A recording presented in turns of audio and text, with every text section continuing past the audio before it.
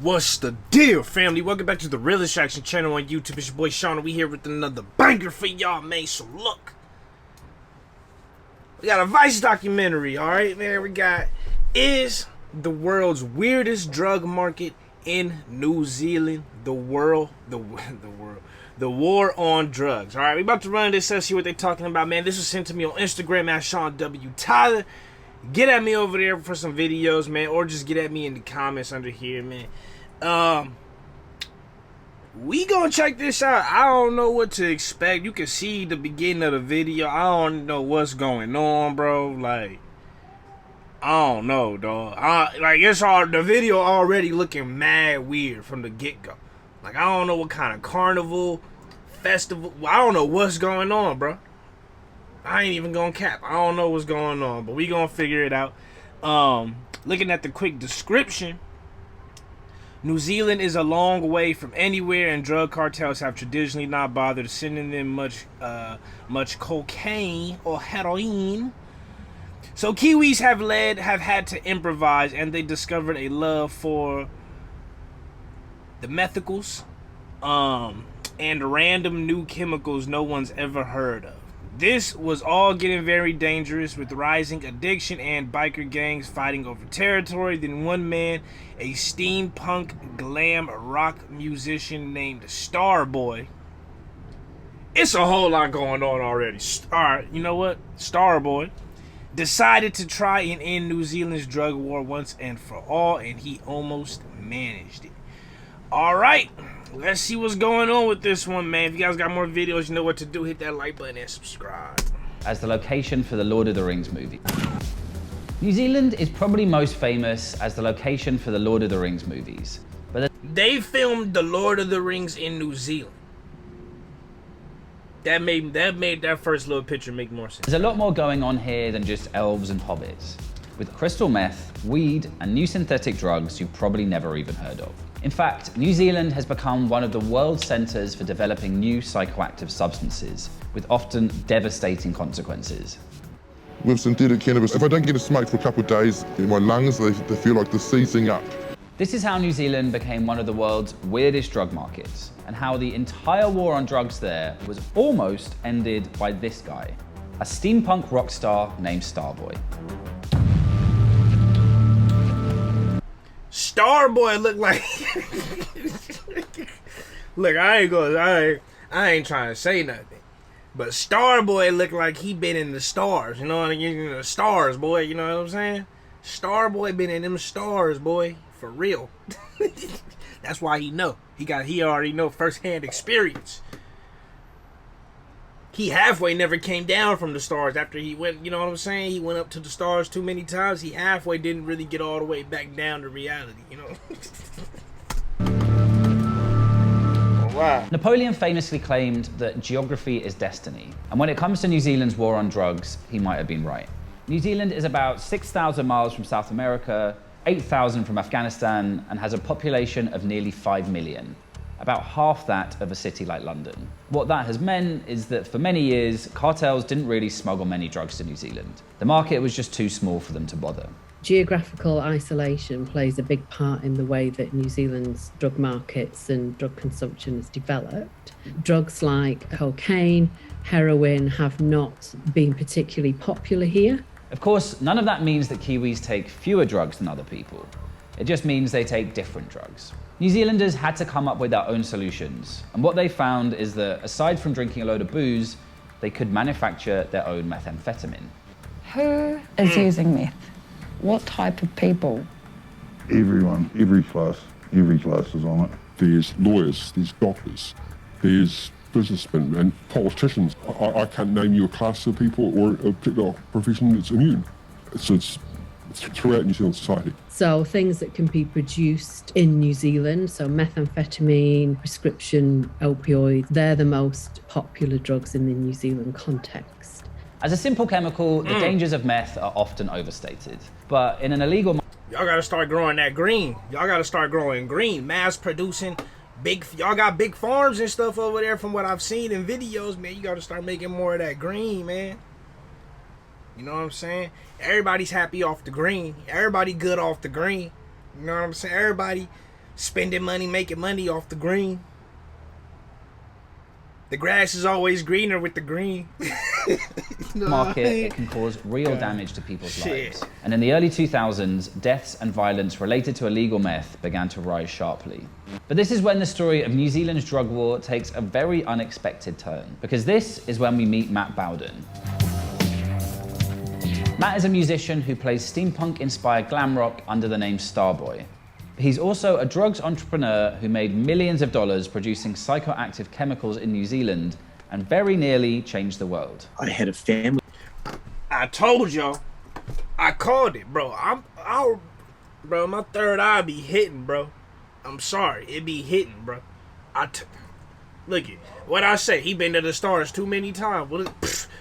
Bro was out here creating what put people in the stars. He was come on. I calls it how I sees it, man. Calls it how I sees it. Who unfortunately lost their life after taking too much ecstasy. And a family member who unfortunately lost their life after taking too much ecstasy. And another friend ended their life using crystal meth, and it sort of cemented for me a feeling that I needed to get involved in developing safer alternatives, and that we needed to have quality control and a regulatory system in place rather than just having a taboo around substance use when it's been a normal part of human behaviour going back to the dawn of time. The chemical that Bowden eventually settled on was BZP, which he and others sold as party pills all over New Zealand. We got a team of scientists together and looked for a safer alternative to crystal meth.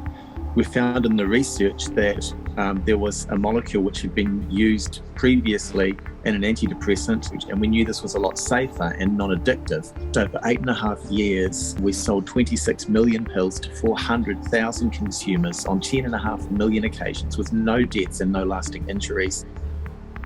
Trap house doing numbers. Bro said my trap house doing numbers and ain't nobody you know what, honestly, people gonna do shit regardless, right? So you might as well, if you could do it in a way where nobody's dying at the minimum, I guess that's a positive step in the right direction. You feel me? But the how he's just openly talking about how his trap house is jumping. Bro is he's still making drugs. He not like making like fake nicotine for the people who's addicted to fucking cigarettes or something. I don't even know. He making fake ecstasy. He making fake meth. I don't even get it. Bro is trapping in the name of humanity. BZP became wildly popular, with 5 million pills being sold every year and evidence indicating that 1/5 of the entire population had tried the drug at least once. And this was all completely legal. BZP was such a new chemical that the authorities hadn't even had time to ban it. Wow. The price of meth dropped and there was an oversupply, and it was obvious that it's because Bro just finessed drug trafficking. That's the crazy. safer alternative had displaced it from the market. What it proved was that if you make a safer alternative available, that consumers will trend towards that. But just because party pills were legal doesn't mean they were regulated. They were sold everywhere from corner shops to petrol stations, with no age restrictions or health advice. And in 2008, the government banned BZP altogether. We were faced with this whole raft of new products coming onto the shelves, completely untested, unregulated, being sold through corner stores, no controls on age or promotions, etc. But the ban didn't mean people stopped making legal highs. All that developed was a game of cat and mouse where the government would ban a certain chemical, then the underground chemists would tweak the molecule slightly to make a new legal one and sell it for a few months before it was eventually banned. Yeah, you just do legal trapping for 2-3 months. It gets banned. They can't arrest you because they didn't have any regulations towards it. And so you just legally trapping. You get 2 to 3 months to maximize profits and do your promotion and marketing before they shut it down. And then you got to move back to the streets. I mean, fair play. Hey. They're working on drying out the final step in a new synthetic compound that they've manufactured. Even if this lab were to be stopped, it's done in hundreds of thousands of other labs in China, and another one will always pick up the slack. There's just too much money in it. This is the pattern of so-called legal highs all over the world. They're the party drugs that are sold within the law. No sooner does the government ban one, another is produced. It's how drugs like spice and bar salts developed from relatively stable compounds to the highly unpredictable and problematic street drugs they are Bath today. salts The took only over difference Florida. in New Zealand was Matt Bowden. Matt saw that these chemicals were becoming more and more dangerous and lobbied the government for a better system. And unusually in global drug policy, the New Zealand government actually listened to the experts. Drug policy was set out in a way where they wanted to reduce supply and demand. And so I identified myself as a representative of the nightclubbing dance community and said, well, for our group, we have another solution, which is to reduce demand by meeting those consumer needs with an alternative product. And they agreed that this did fit with the overarching goal of drug policy, which is to reduce harm to consumers. In 2013, they passed the world's first major attempt at a fully regulated market for legal highs. The idea was, well, how about if we just set the standard the same as in medicine? If you just set up your laws in such a way that there is a pathway to market for psychoactive drugs. A developer just needs to show that the drug is safe enough. That pathway's there, then that, like a magnet, will just attract all the venture capital that's required to move that forward. This was a revolutionary policy. Sales of party pills were banned to under 18s, and new licensing requirements restricted where the products could be sold. For a moment, it looked like New Zealand might just make history. But there was a problem. The media began showing images of long lines outside head shops, and the government lost their nerve. All the legal drugs that had been available were banned. And though new ones are still allowed on paper, a technicality was added to the law that prohibited testing on animals, essentially making new products impossible to develop. To do safety testing on a drug, a medicine. The reason, it might say this and I might just be talking early, but I'm going to say this right now. I feel like the only reason they had to cancel that is because the drug companies, because how is this different? How is selling legal party pills any different than having a prescription that you get from a doctor, outside of the fact that you got to get a prescription from the doctor who gives you a legal, safer version of a street drug? That's what most prescription drugs are anyway. Prescription pills and medicines and shit is just safer alternative versions, safer, cleaner versions of like street drugs. You know what I'm saying? Got the clean version, the dirty version, whatever you want to call it. You know what I'm saying? That's all it is. So how is these other legal things, legal party pills, different from the prescription pills that you got to get a prescription to get, that the pharmaceutical companies make stupid amounts of money from selling? So now if instead of lining up at the doctor's office, you lining up outside the convenience store to get dumb pills, stupid amount of wholesale, you buying a whole box of pills. You know what I'm saying? The pharmaceutical companies are like, hold up. We pay the media companies. The media companies, they pay the government. It all trickles down. It's all money, right? So it's all getting spread in different ways. Nah, we gotta shut this down. If they want to get the drugs, either they gonna have to get them illegally and go to jail, so the police and the government and the jails can get paid, or they gonna have to come to the doctor to get an actual prescription, so the doctors and the pharmaceutical companies can get paid. Somebody gotta get paid, and it can't be the convenience stores and these legal drug manufacturers. You know what I'm saying? They gotta go to jail. We need government. The government got to make money. We letting everybody else make money when we could be making money. That's why I think that's happening. But hey, a cosmetic, anything you put on your body, there is some testing on animals, and it can be done ethically or it can be done without cruelty. But as always, banning certain products didn't mean people stopped trying to get high. They just went back to using more dangerous drugs. This shit was actually... Let me see. High. But as always, banning certain products didn't mean people stopped trying to get high. They just went back to using more dangerous drugs. Exactly. This shit was actually way cheaper than weed. It didn't have much more of like an effect. So that's how I got into smoking it. I just needed it to cope. The government's to blame. They're the only people to blame. Of course it's gonna go underground, and then people are gonna start making shit that is harmful. Crucially, after the ban on party pills, people also went back to using meth, in even greater amounts than before. And as always with the war on drugs, this has hit the poorest and most marginalized communities the hardest.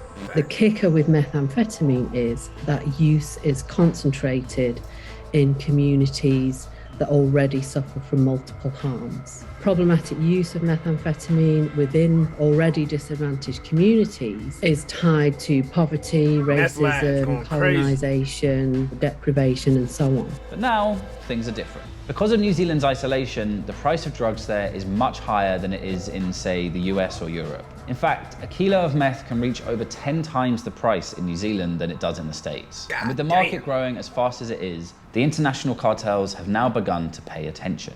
Estamos en lo que viene siendo, o lo que le llaman un laboratorio clandestino. Aquí en Sinaloa un kilo de cristal nos cuesta $1,500. En Estados Unidos el kilo te viene saliendo en 4,000. En Nueva Zelanda lo estamos vendiendo, tenemos un cliente de, pues el mercado de Nueva Zelanda para nosotros es muy importante. Cartels from Mexico are now allying with biker gangs and displacing the DIY meth labs. And damn, so they teaming up with the motorcycle groups. Hey, bro, money's gonna have to be made, man. And if demand is that crazy, then hey, that's tough. Once the cartels get in there, it's just and this is creating new levels of violence as gangs compete to control the expanding market. Drug deaths and gang violence have reached unprecedented levels in New Zealand. And all this might have been avoided had Matt Bowden and his safer, legal party pills been given a chance. Damn, Matt Bowden almost came to the rescue, man. Is the world's weirdest drug market in New Zealand? I don't know. That's for you guys to let me know what you think about that one. Definitely interesting with that price difference, and just the fact that you guys are so isolated from everybody else. It's a weird situation, man. Definitely a weird situation. Hopefully things work out for the better, but once the drugs start getting into there, and then the money starts flowing, then the politics of the gangs start getting changing a little bit. Power politics starts to become more of a thing versus territory. It becomes more about power, which territory plays a part, but so many other things. Then it's then it becomes the race to who can get the most guns. You know what I'm saying? It starts to just escalate wildly, man. So hope everything works out over there, man. If you guys got more videos that you want me to check out, react to, or just more information about this, go ahead and send that to me. Get at me on Instagram as well. I love y'all, appreciate y'all. Remember to keep it real, real is rare. Real always reaches everyone. See y'all next time. Peace.